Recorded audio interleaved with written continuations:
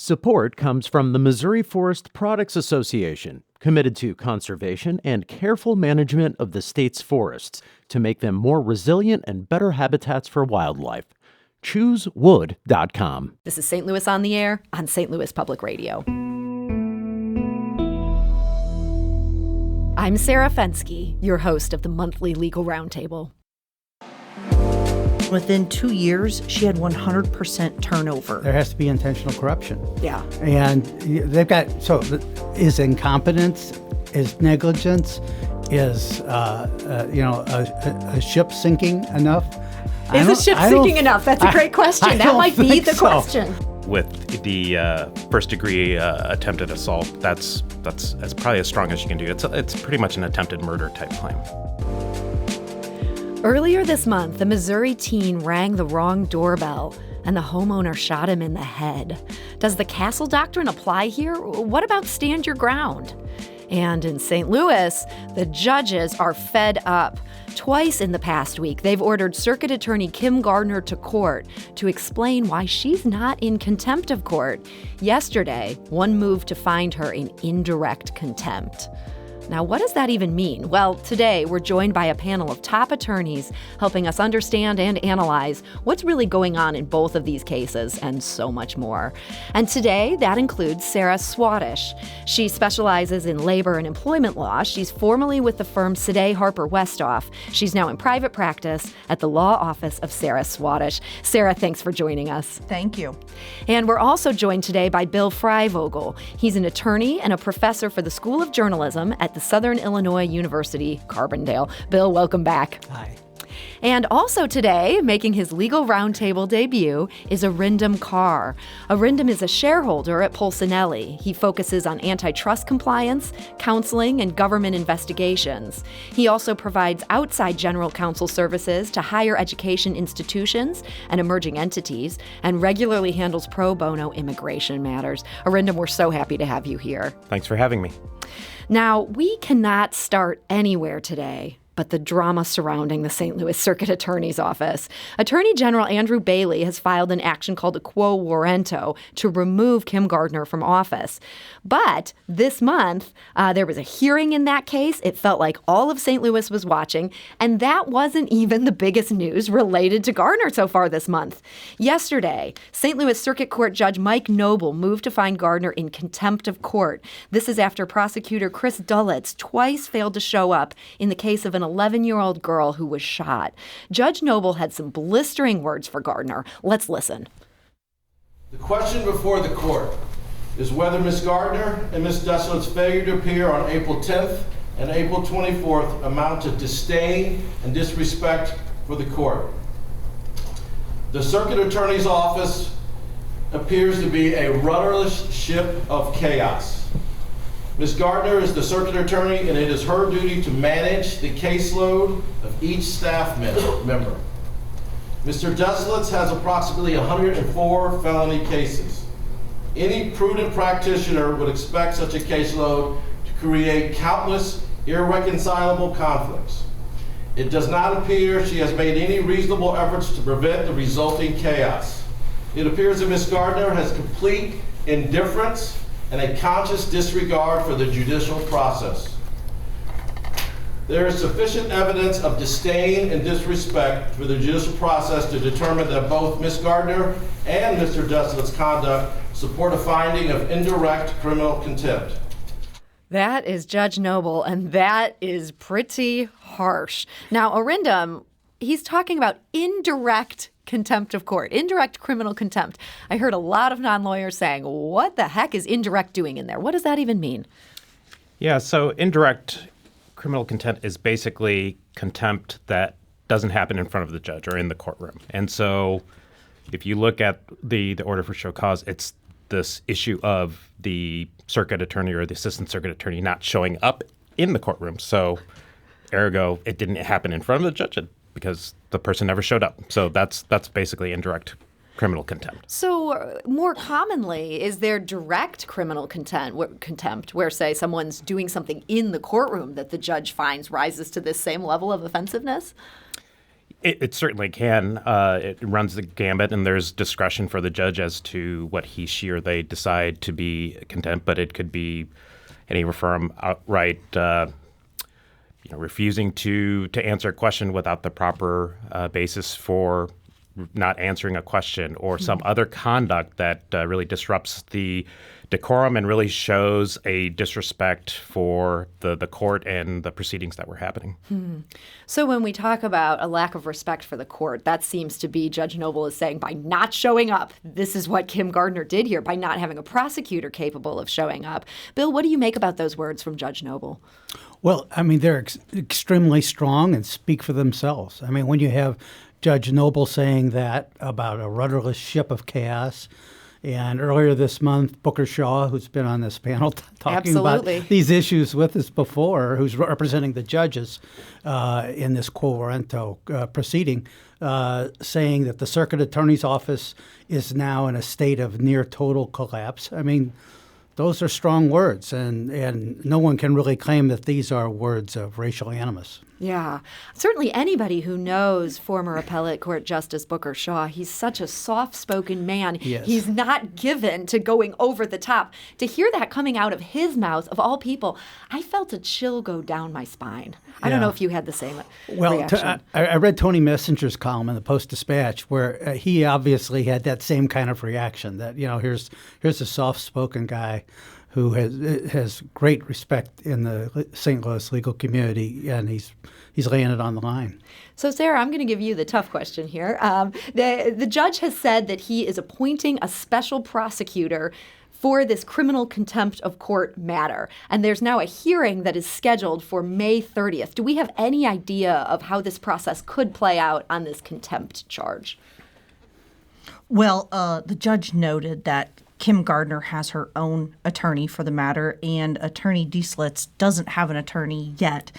So I think he pushed it out to May 30th so that Mr. Desilets could get his own attorney on that. But who gets appointed and how that's going to play out, I don't have a crystal ball. I couldn't tell you. Yeah, this is going to be interesting to watch. A question that I have heard from multiple people. So yesterday in court, even though the judge had ordered this hearing and put Kim Gardner on notice that he was going to consider that she was in contempt of court, I believe he gave 1 week notice that he wanted the Circuit Attorney's Office to send a representative to come in to answer to this charge. In addition to Kim Gardner's personal attorney, she designated a circuit attorney in that office to show up. And this designee, by all accounts, seemed very unprepared to talk about this case. He hadn't read the probable cause statement in it. He wasn't up to speed on the terms of it. We got a question from Twitter. Why did Kim Gardner prep her personal attorney for the contempt hearing, yet didn't give her designee, this assistant circuit attorney, any info at all? He looked like a fourth grader lying about homework. The judge seemed to wonder if Gardner was taking this seriously, sending that guy in unprepared. If she did indeed send this guy in unprepared, do you think that was a strategic error, Arindam? It would have been nice had he been prepared. I think this gets to more of the practical ramifications of where that office is right now. There's so few people, whether it's the executive group or the line prosecutors, and to add another hearing on the circuit attorney's docket, if you will, in May 30th, it does sort of beg the question, how will they be prepared for that? But it also raises this larger question that I think all lawyers appreciate, which is the contempt hearing aside, there's just this basic ethical requirement of being competent and ready for cases, being an officer of the court, and also being a representative of your clients in this case. And I think there's multiple sort of ethical issues here that are really coming to the surface here, along with the hearing that the judge has ordered. Sarah? Yeah, I would agree with Arindam. The lack of staff and the lack of qualified attorneys is not a new problem. I was going back and researching when these issues started percolating, and she was elected in November 2016, took office in 2017, and within 2 years, she had 100% turnover. It's astronomical. Even as recently, when she took the office, she had 58 prosecutors. She now has 30. And the people that have come in and replaced the people who've left were rookies. No offense to rookies, but rookies need to be trained. And so it's not just a lack of staff, it's a lack of experience. And so I suspect that Kim Gardner looks at this hearing and says, I only have 30 attorneys. I need to dedicate them on, I think the judge noted, Mr. Desilets had 104 felonies. So she looks at this, I assume, at least I hope so, as triage. Mm-hmm. She says, I need to put my attorneys on the murders and the felonies and the robberies. And if I go into this hearing not prepared, Mr. Downey, her private attorney, will sort of cover for her because he's got, I assume he doesn't have 104 cases, much less felonies. I hope not. And he has the time and attention to give it, whereas her staff doesn't. So I assume, giving her benefit of the doubt, she triaged as best she could, and it wasn't good enough. You're making an excellent point there, and you're giving me some sympathy for how they handled this. But thinking almost like a politician here, I can't believe I'm thinking like a politician.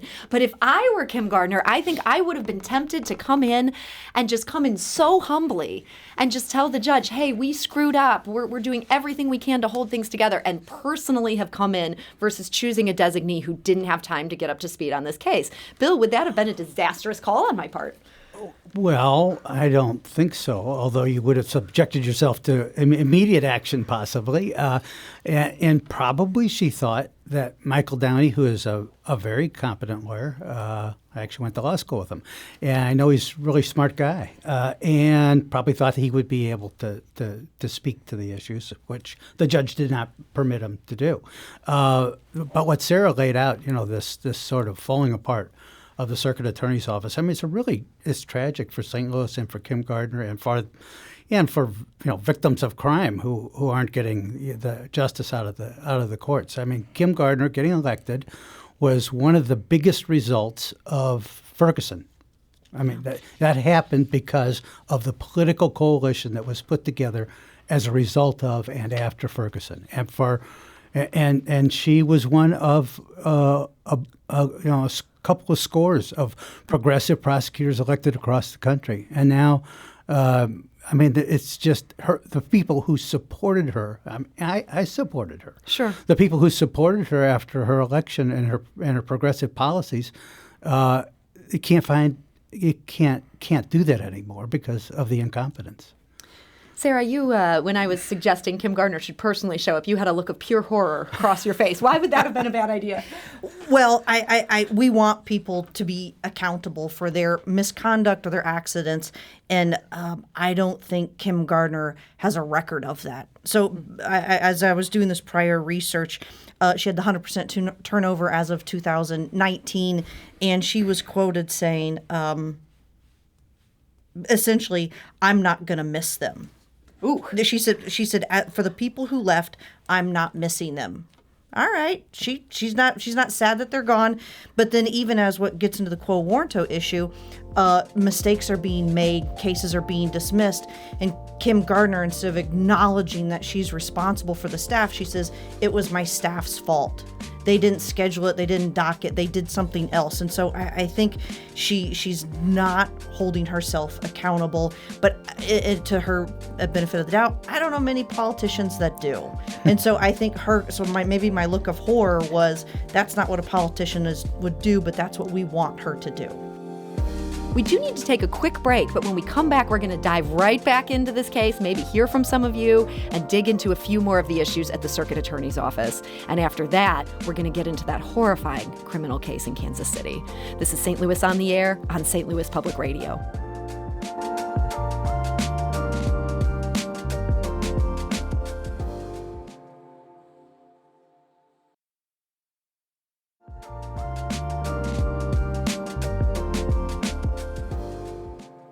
Welcome back. I'm Sarah Fensky, your host of the monthly Legal Roundtable. I have three great attorneys with me today. That includes Sarah Swatosh, who's at the law office of Sarah Swatosh, Arindam Kar, who's a shareholder at Polsinelli, Bill Freivogel, who's an attorney and a professor for the School of Journalism at Southern Illinois University, Carbondale. Now, just before the break, we were talking about all the problems at the St. Louis Circuit Attorney's Office, and I believe Sarah talked about that Circuit Attorney Gardner's defense in these matters officers was if these things happened, and I'm not saying they did, but if they happened, these were the fault of my underlings, that I did not personally dismiss these cases. I am not the one who made these calls. Therefore, I can't be removed from office in this quo warranto action because of these things. Well, the Riverfront Times had a very interesting story in the days before the hearing that an assistant circuit attorney coming out and saying, from her perspective, that's not true. She said that senior staff would robo-sign her name to dismissals and other motions that she didn't even know about. She ended up quitting the office, had some very harsh words for Kim Gardner. But is this specific issue of senior staff signing these types of motions on behalf of more junior staffers, Arindam, is that potentially a problem? And is it a problem for Gardner's defense? It could be a potential problem. You can certainly do e-signatures, and for those of us that are filing, whether it's federal, state court, depending on where you are, you can give consent to someone else to do the e-signature on your behalf on a case because you're not there, whether that's your legal assistant or whomever. The rules require that you have a contemporaneous copy of your actual signing as a backup on your file. And so I think what the issue is going to be raised here is if this assistant circuit attorney saying, listen, there were cases that were being dismissed with my name on it. I didn't know about it. And it's because senior staff did it. I think the question is, was there some sort of documentation that this is allowed given the staffing issues and there was a explicit consent that this could happen? Are there actual case files that show the signatures? And I think where this might lead to, going back to the quo warranto case or pending, is as they are starting to move through discovery, could that be another issue that could either strengthen or weaken that case for A.G. Bailey? Is there something from Kim Gardner that says, hey, this is you have to consent, or is there nothing there? Yeah. And so as we're talking about issues of are there specific instances of that can be pointed directly to the circuit attorney as opposed to the assistant circuit attorneys. I think this is one issue that I think we're just going to have to see what the documentation looks like. It is interesting. I talked to somebody who had been a prosecutor under Jennifer Joyce, the predecessor of Kim Gardner, and I said, I get that prosecutors are busy. Is it possible that this is just how they have to handle things due to the volume? And he said this would have never happened under Jennifer Joyce, that she always got their consent before doing anything under their name. But that's just one perspective. Sarah, what do you make of this? Well, I would want to see what's getting filed, right? Is it a standard certificate of service? Is it just a notice of a hearing that the attorney already knows about? Or is it some sort of motion to compel? Or is it an indictment? I would want to know what's getting filed under the attorney's name because, the sort of importance of the document would matter. It would matter to me as the attorney. It would matter in all respects. And so we don't know Natalia Ogurtsky? Gerkowitz. Gerkowitz. I practiced for that. Yeah. She's clearly a disgruntled worker. I mean, she is throwing Kim Gardner under the bus in every way possible. And so is this an exaggeration? Is it? I would want to know more details. But in and of itself, if it's a sort of run-of-the-mill filing, it doesn't cause me any heartburn. And frankly, to some degree, it could have cleared their caseload a little bit. I mean, I think one thing to keep, sort of a bottom line thing to keep in mind on the quo warranto proceeding is that only 2 prosecutors have been thrown out under quo warranto. And they were involved in, like looking the other way, our complicity with gangsters. I mean, they and so the argument, that Kim Gardner is making is that there has to be intentional corruption. Yeah. And they've got, is incompetence, is negligence, is a ship sinking enough? Is a ship sinking enough? That's a great question. That might be the question. I don't think it actually is. I mean, maybe this will be the case that determines it is enough. But so that's why she wants to keep her fingerprints off of stuff. Yeah. That completely makes sense to me. This quo warranto case, this had kind of been the big headline of the month until everything that went down yesterday. What struck you in sort of the follow-up of everything that Appellate Justice John Torbitsky, who's running this matter, do we get any sense of whether he's taking this case seriously? I've heard from a number of attorneys on this panel saying, they'll never hit that standard. Do you get that sense from him? I think he's taking this very serious. He's got a subpoena in front of him for 54 issues. The city attorney's office hasn't done anything to gather these documents, to gather the information. I think he's looking at it very seriously. My guess is the trial's set for September of 23. My gut is nobody really wants a ruling. It's not good for this kind of reminds me of the Rams litigation. So many attorneys, so many parties, but at the end, at least the city, got some benefit, reward, some money out of it. At the end of this, taxpayers are just paying everybody everywhere. So I do think it's being taken serious, but I think Kim Gardner's probably going to stall till the next election and see what happens. Yeah, I can't fathom she runs again. No, I agree. I think the judge is absolutely taking this seriously. I think the motion to dismiss is still pending, so that there is that big sort of dispositive issue of whether it amounts to a legal claim that can be moved forward. But I think, as Bill said, Tony Messenger's article really kind of encapsulated the issue here of the mix of the legal and the political. Nobody wants to see this go to trial. At the end of the day, there's the pursuit of justice for the victims, justice for the accused, and that's all at a standstill right now until this gets sort of resolved. Mm-hmm. We should note Kim Gardner has said that she's going to run again. There are a lot of people who suspect that is bluffing and that she's not going to run again, but that is her officially stated position. Bill? I wouldn't be surprised if she ran again, and I wouldn't be surprised if she were elected. Wow. I mean, you can run. Thought. You can do a pretty good job of running against. The Whitey Attorney General is coming after me. That can be popular in the city, and then there are sometimes reasons for that. If you have a question about these legal matters before us, you can call us at 314-382-8255. That's 382-TALK. I want to bring it back to this criminal contempt for just a moment.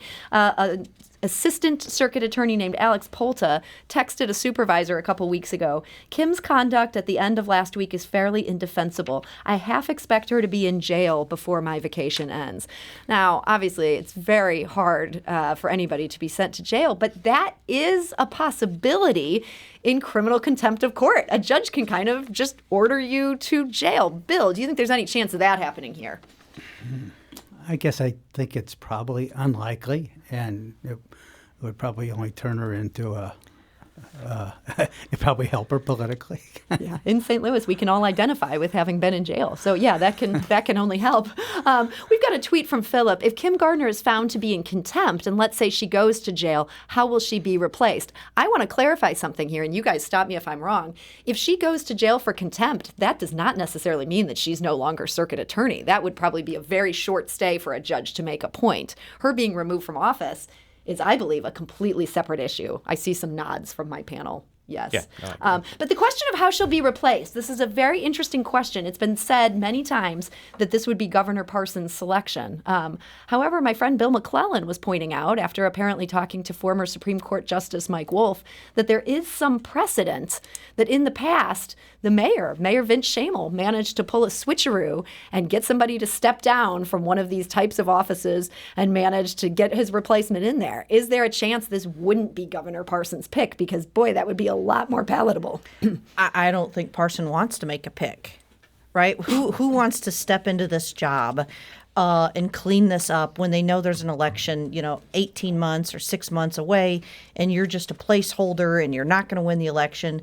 Nobody wants this job. Yeah. I mean, no appointee is going to want the job. So I don't think that's Parsons' real goal here. I want to go to the phone lines. Karen is calling from St. Louis. Karen, hi. You're on St. Louis on the air.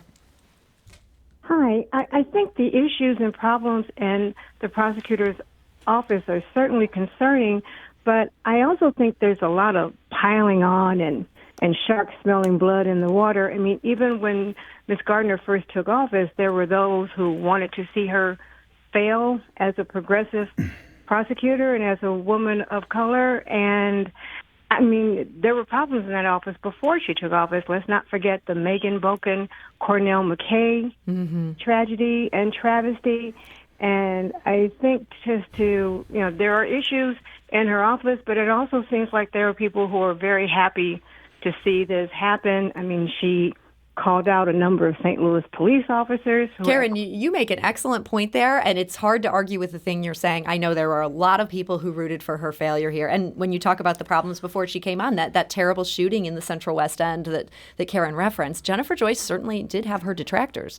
Yes, Bill? I mean, I'd like to sort of support what the caller said. I mean, we forget that, but for Kim Gardner, Greitens would have remained governor, most likely. I mean, she didn't handle that prosecution perfectly, but for her prosecution, I think he would have survived. Lamar Johnson, that wasn't that long ago. This was a man who had been wrongly imprisoned for decades, and she got him out. And she got him out, and she did it. She had to fight through a lot of legal battles to do that, and eventually the state legislature changed the law. So there are things to say in her favor. Calling out police officers who were not any longer going to be called as witnesses because they had track records of lying. Yeah. Karen, thank you for that call. I feel like Karen made an excellent point there. There's one last Gardner-related thing I want to talk to my panel about very quickly, and that is that now the idea is being floated. There's some regional leaders who are coming up with this idea that with all the chaos and disarray, that maybe we could have some legislation that would combine the St. Louis City Circuit Attorney's Office with the St. Louis County Prosecuting Attorney Office being run by Wesley Bell. Arindam, you were very involved in that Better Together effort that sought to merge some duplicative city-county functions. Do you think there's any chance from a policy standpoint that anybody could pull off this sort of merger? One, in terms of timing within this session, unlikely. And then I think it's a larger question. So the city-county plan that came out in 2019 was really looking at not just the prosecutor, but the judicial districts. So combining the county and the city, the 21st and 22nd. And there's a lot of pieces that come to that, not just having a single prosecutor, which again was part of that plan. So I understand that this is a potential solution that's being floated, and I think it's, again, a lot to do with the operations of, we need to have a strong office in the city to continue to prosecute. The question is this the best solution? Or, there are rules where, the governor can ask the attorney general or an assistant attorney general to aid and support any county prosecutor, which is what the circuit attorney is, the county prosecutor for the city. So there might be less dramatic, yes, I think so, organizational things. Bill? But it'd be much more palatable, though, if Wesley Bell were the prosecutor over the city and the county. I mean, he is a progressive prosecutor who's doing a good job. Yeah. And so, but I agree. It's tough in the 2 weeks before the end of the legislative session. Steve Ellman, who was one of the St. Charles County executive who was one of those pitching this, thought it maybe could be done. You'd have to get put onto some sort of related bill. I don't know. Fascinating to think of the legislature managing to do this in a way that would actually be done properly with the right T's crossed and the right I's dotted. I don't know that I have any faith in that. Sarah, what's your take on this trial balloon being floated?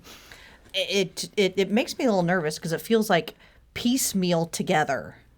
Right? Instead of just sort of solving and taking all of it, it's like when we make bad streets that go in every direction because we're not road planning. And we love doing that in St. Louis. Well, since we're never going to get better together, why not do piecemeal together?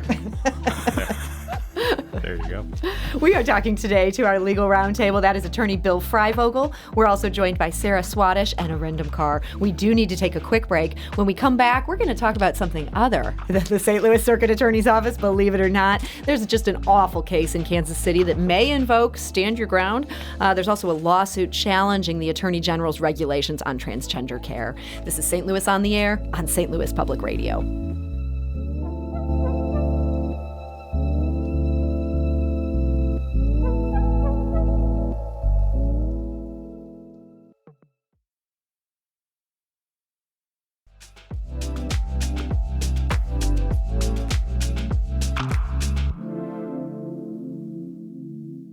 Welcome back. I'm Sarah Fensky, your host of the monthly Legal Roundtable, and I'm joined today by Bill Freivogel. He's an attorney and a professor for the School of Journalism at Southern Illinois University, Carbondale.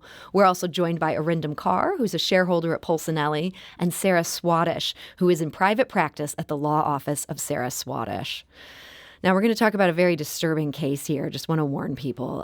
2 weeks ago, a teenager in Kansas City was sent to pick up his younger siblings.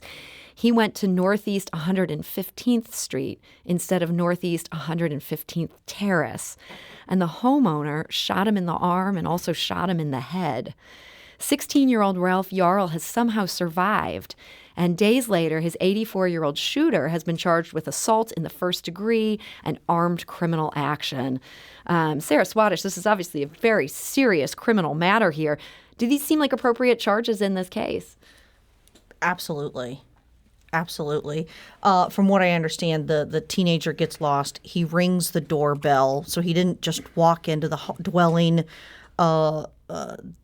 Lester, the shooter, opens up the front door and then shoots him once through the glass, and then I don't know where the facts go from there, but either stands over him and shoots him again, or shoots him through the glass door. I'm not sure which, but I don't see where the stand your ground or castle doctrine will come in. I don't see that self-defense.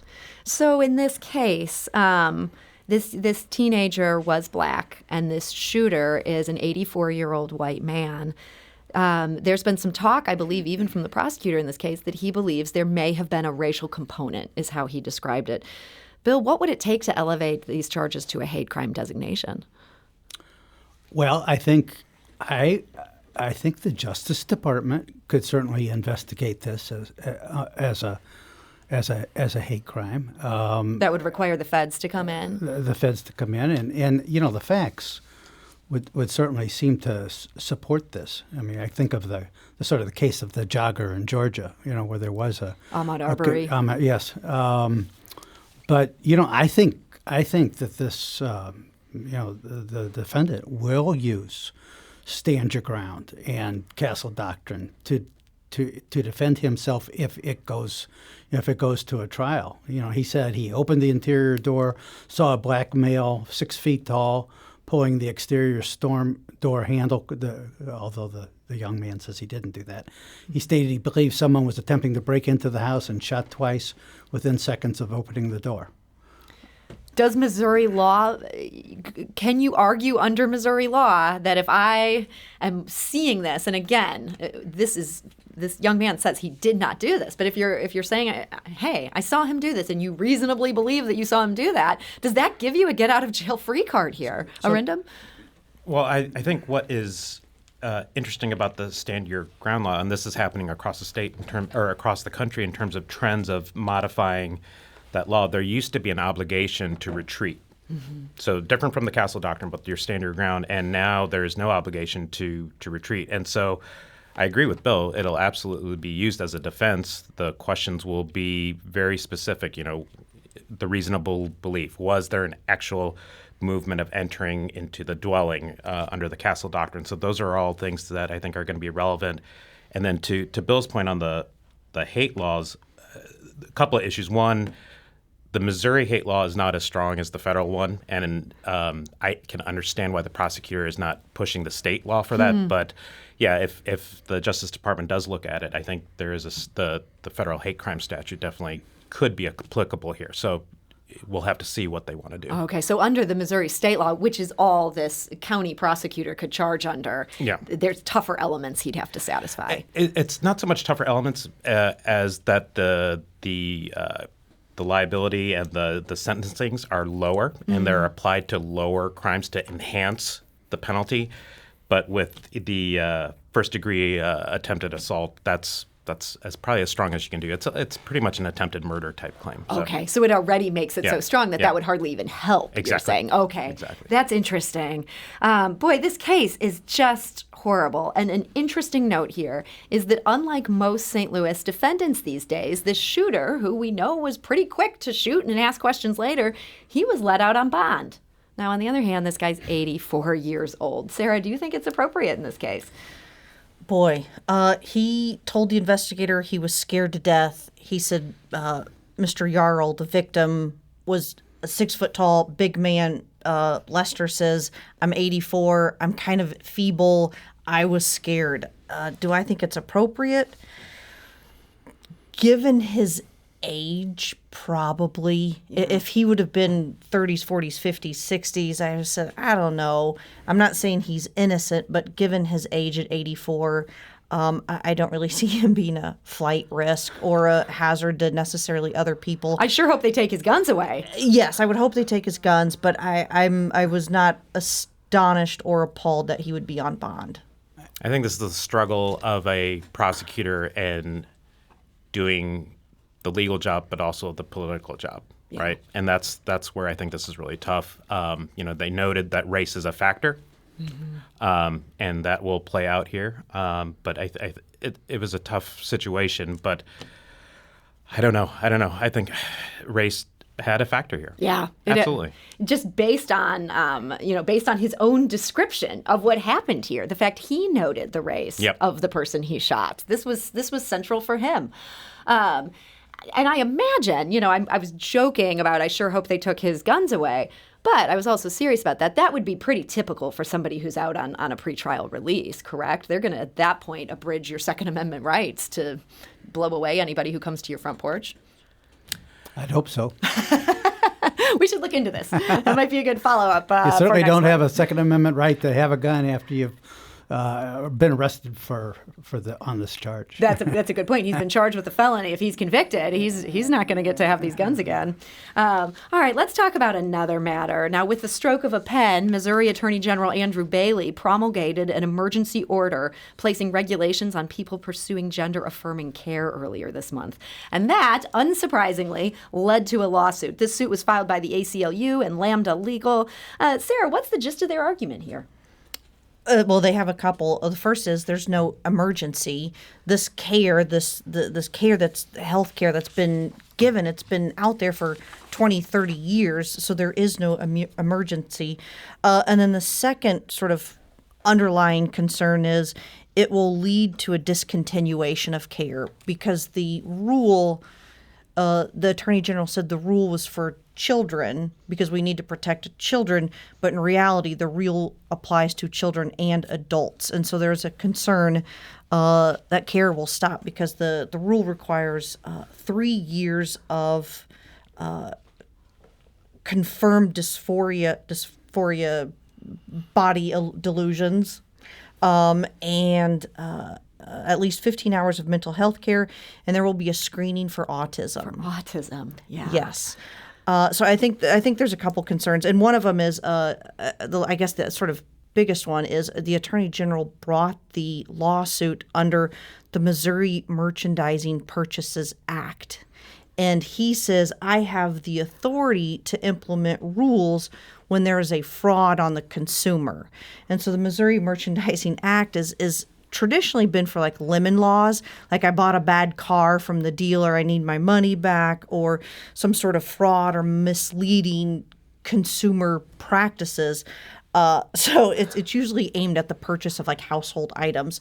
But he claims he has the right to implement rules under that statute, which I don't think he's wrong, but does gender affirming health care fall under that statute? Yeah, that seems like quite a stretch. The Missouri Merchandising Practices Act governs health care. Bill, were you surprised to see that was his grounds here? Yes, that seemed like a weak grounds. I don't believe that law has ever been used to tell doctors how to practice medicine.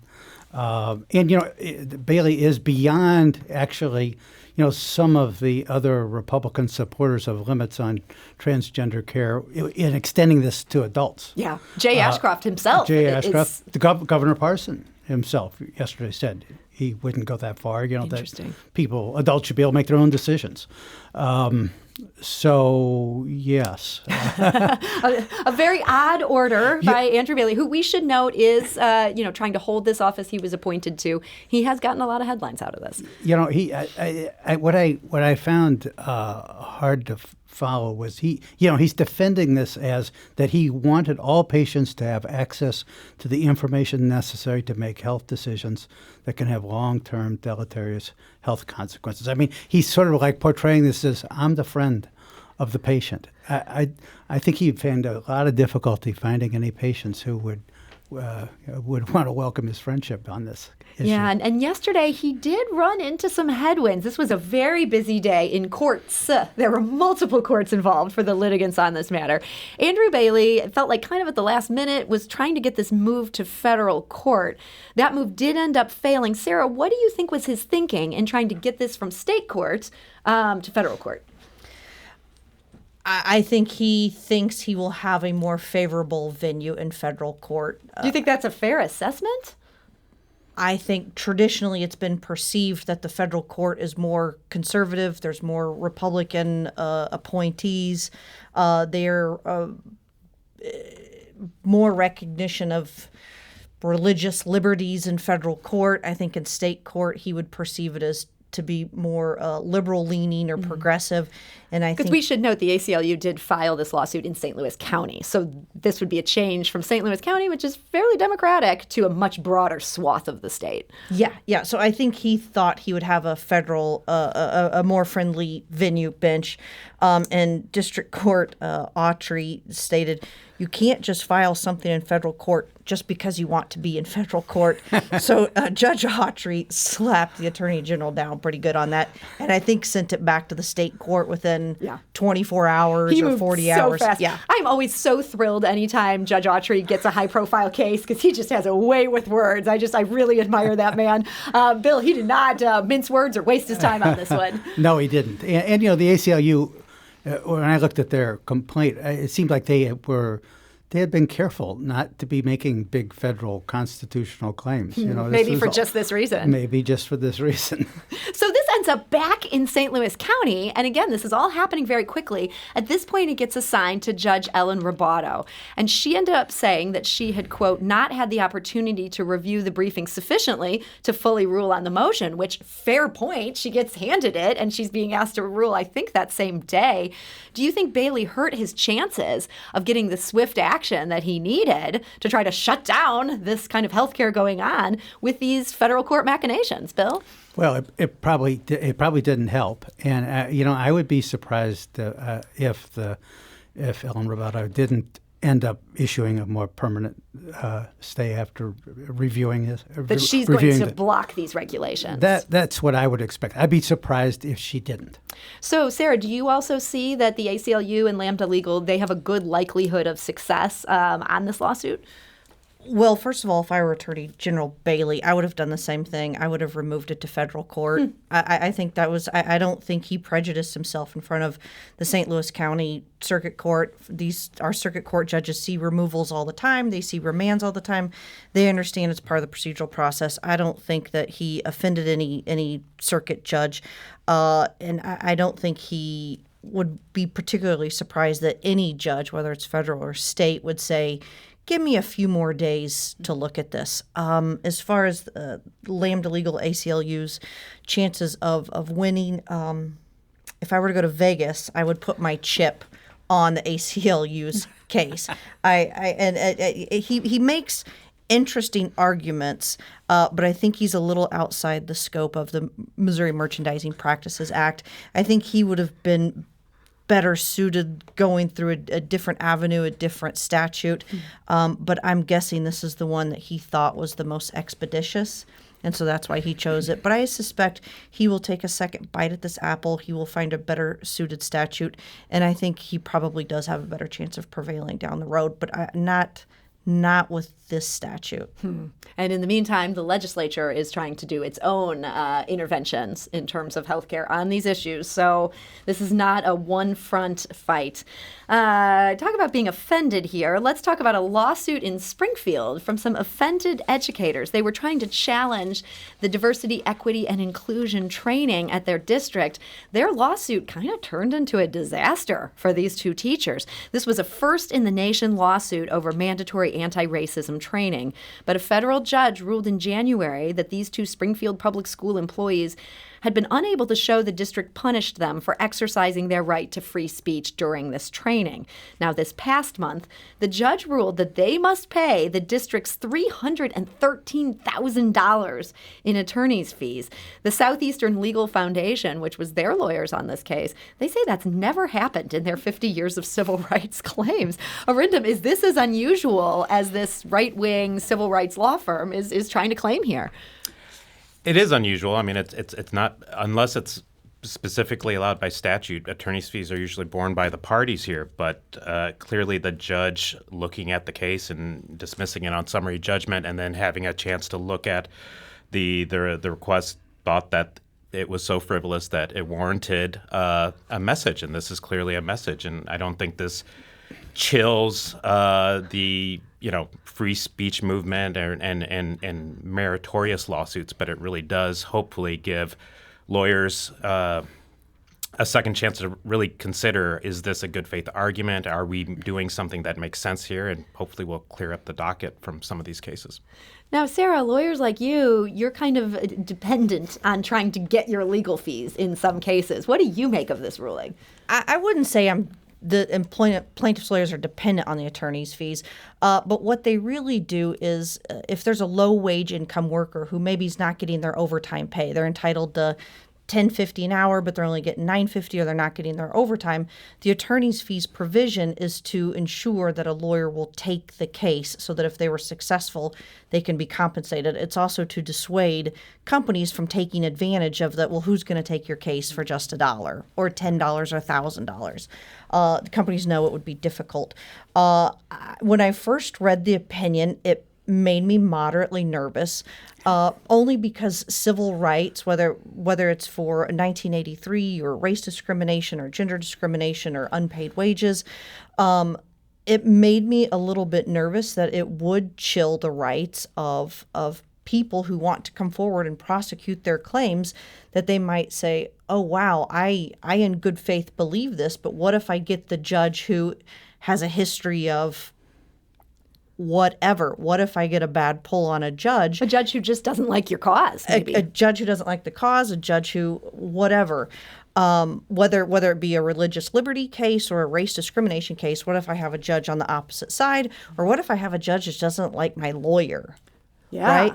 I think it definitely made me pause and say, well, it's highly unusual that these sort of reverse fee shift where the defendant or the company gets their fees, but it definitely made me pause. It made me pause, not as to the types of claims I would necessarily bring, but if I were an average citizen out there and I heard, oh man, not only did I lose, but I had to pay $313,000 to the other side.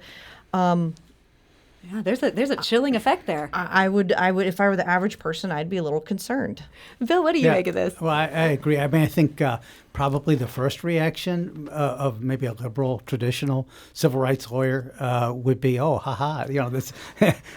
Happy to see the comeuppance for this conservative, legal group and their claim that, oh, you're forcing me to study about diversity and exclusion and inclusion.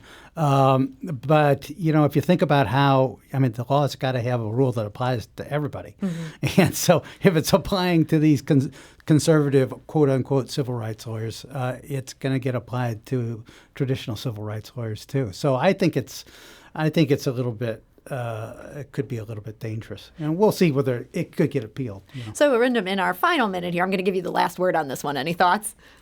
I was just going to say that I certainly appreciate the point they're bringing, but I think the facts here and the issue of where was the harm, which is the judge kept on asking. They still had their job. They had their say against the issue. And I think so this is perhaps an exception to what may be a trend. And so, again, I'm comfortable with what happened here. It'll be interesting to see what happens if they do try to appeal this to appellate court. We'll talk about it on a future legal roundtable. And Sarah, I'm sorry, we're out of time. I can't give you the rebuttal. That clock is my master, and I've got to follow it. So Arindam Kar, I want to thank you so much making your legal roundtable debut. Arindam is a shareholder at Polsinelli. Thank you for joining us. Thanks for the opportunity. And Bill Freivogel, attorney and professor at the School of Journalism at Southern Illinois University, Carbondale. Thank you. Thanks. And Sarah Swatosh, sorry, ran out of time, in private practice at the law office of Sarah Swatosh. Thank you. I'll give Arindam an earful afterwards. The hallway's going to be fun. Today's episode was produced by Alex Hoyer. Audio engineering and podcast design by Aaron Dorr. Our executive producer is Alex Hoyer. St. Louis on the Air is a production of St. Louis Public Radio. Understanding starts here. Our podcast proudly supports St. Louis artists by using music from Life Creative Group.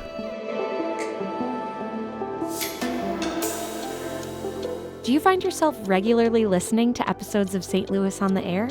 Suggest us to a friend you think might enjoy our conversations. And leave us a review and rating on Apple Podcasts on the App Store. It's the simplest way to help people discover our show. Thanks. St. Louis Public Radio is a member-supported service of the University of Missouri St. Louis.